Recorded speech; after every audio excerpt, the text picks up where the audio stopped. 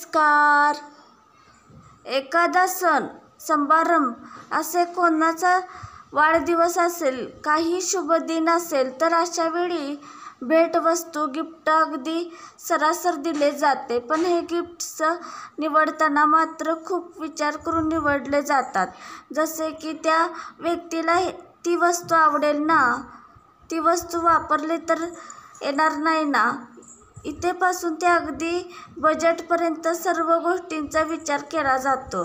पण तुम्हाला माहीत आहे का, वास्तुशास्त्र किंवा ज्योतिषशास्त्रानुसार एखाद्या खास व्यक्तीला भेटवस्तू दिल्यास त्यामुळे समोरच्या व्यक्तीला आनंद तर होतोच, शिवाय त्याला शुभ परिणाम देखील मिळू शकतात.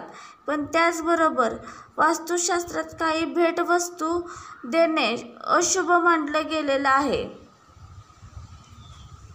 अशा भेटवस्तू देऊ नका.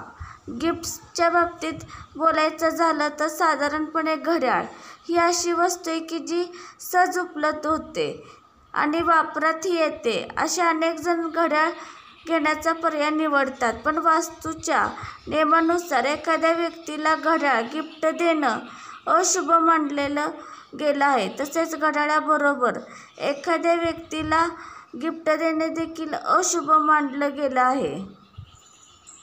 नात्यात दुरावा येऊ शकतो. अनेकदा एकमेकांना भेटवस्तू म्हणून रुमाल द्यायला आवडते, पण ज्योतिषशास्त्रात असे करणे अजिबात शुभ मानलं जात नाही. असे केल्याने तुमच्या नात्यात दुरावा निर्माण होऊ शकतो.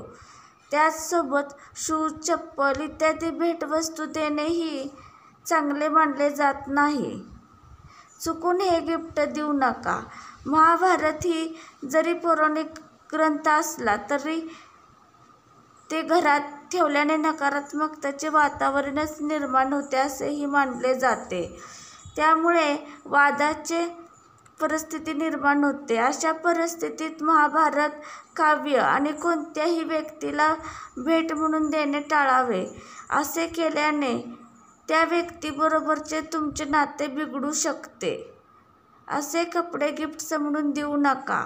बऱ्याच लोकांना एकमेकांना कपडे देखील गिफ्ट करायला आवडतात. पण जेव्हा तुम्ही एखाद्याला भेटवस्तू देत असाल तेव्हा एक गोष्ट लक्षात ठेवा की कोणालाही काळ्या रंगाचे कपडे गिफ्ट्स म्हणून कधीही देऊ नका. कारण वास्तुशास्त्रानुसार काळा रंग हा अशुभतेचे प्रतीक आहे.